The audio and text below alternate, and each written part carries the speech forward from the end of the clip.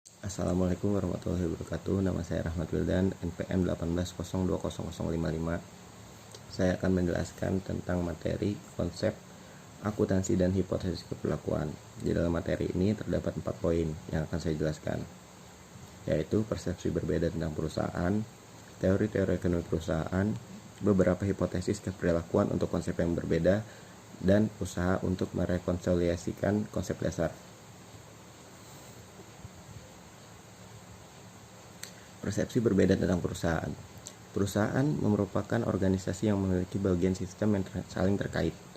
Sistem tersebut dibuat oleh sejumlah orang guna mempermudah proses operasi perusahaan serta pengendalian aktivitas perusahaan secara keseluruhan. Di dalamnya ada tiga konsep, yaitu yang pertama konsep kepemilikan, konsep entitas, dan konsep tanggung jawab sosial. Teori-teori ekonomi perusahaan. McGuire mengatakan area ini telah ditutupi oleh ekonom yang memandang perusahaan, enterprise, dan wirausahawan, entrepreneur, sebagai satu kesatuan atau sebagai sesuatu yang sama. Stratus dan Davis adalah wakil dari ekonom yang mengadopsi konsep entitas serta melihat perusahaan itu sendiri sebagai wirausahawan dan keuntungan sebagai penghasilan bersih dan perusahaan. Milton Friedman yang menyampaikan konsep tanggung jawab sosial yang paling banyak diadopsi oleh pejabat perusahaan. Konsekuensi dari sudut pandang yang berbeda. Menurut Lorik, konsep entitas tidak tertarik pada penilaian kembali aset ketika terjadi perubahan tingkat harga, kebalikan dari konsep kepemilikan yang mempraktekkan penilaian kembali aset ketika terjadi perubahan tingkat harga. Lorik menampilkan perbedaan akuntansi dan pelaporan yang menurutnya disebabkan oleh eksistensi dari dua sudut pandang utama. Misalnya dia mengatakan orang yang menganut konsep entitas akan mencatat biaya untuk dividen atas saham preferen karena mereka memandang para pemegang saham preferen sebagai orang yang berbeda di luar kelompok kepemilikan, tetapi berbeda dalam kategori yang sama dengan pemegang obligasi. Sementara orang yang menganut konsep kepemilikan tidak memandang demikian. Beberapa hipotesis keperlakuan untuk konsep yang berbeda. Perusahaan yang sama, misalnya mengumpulkan fakta yang sama, namun fakta tersebut sering dipandang secara berbeda. Didasari bahwa persepsi yang berbeda sering menghasilkan toleransi dan memungkinkan seseorang untuk menerima sudut pandang orang lain sebagai sesuatu yang sah. Ada 3 di dalam sini. Yang pertama, alasan terjadinya perbedaan persepsi.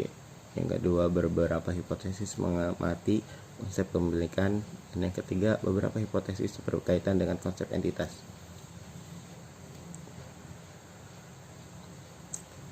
Usaha untuk merekonsiliasikan konsep dasar. Bagian ini akan menjelaskan 2 usaha untuk merekonsiliasikan konsep kepemilikan dengan konsep entitas dalam teori akuntansi.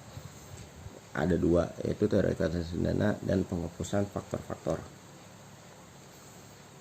Teori komando. Menurut Goldberg, tidak ada teori entitas atau teori kepemilikan. Semua teori didasarkan pada ide kepemilikan, tetapi kepemilikan adalah konsep yang sangat sulit didefinisikan dan dianalisis secara memadai untuk digunakan ide dasar akuntansi. Teori komando dari Goldberg bukan satu-satunya teori yang berarti dalam sudut pandang sebagian besar orang. Ia sepertinya menegaskan hal ini ketika memfokuskan perhatian pada perusahaan sebagai sesuatu yang berbeda. Sebagai entitas abstrak, kita seharusnya mengarahkan perhatian langsung pada fungsi pengendalian yang dapat dilakukan oleh manusia. Jadi kesimpulannya, perusahaan yang merupakan organisasi yang memiliki berbagai sistem yang saling terkait. Sistem tersebut dibuat oleh sejumlah orang guna mempermudah proses operasi perusahaan serta pengendalian aktivitas perusahaan secara keseluruhan. Teori-teori ekonomi perusahaan menurut McGuire mengatakan area ini telah ditutupi oleh ekonomi yang memandang perusahaan dan wirausahawan sebagai satu kesatuan yang sama. Terdapat hipotesis bahwa sebagian besar pemegang saham yang memiliki saham dari suatu perusahaan dalam jumlah yang substansial menganut pandangan kepemilikan. Akuntansi dana merupakan cara memandang aset, ekuitas, dan hutang. Dana yang diperoleh dari ekuitas dan hutang penggunanya diadaptasi pada aset.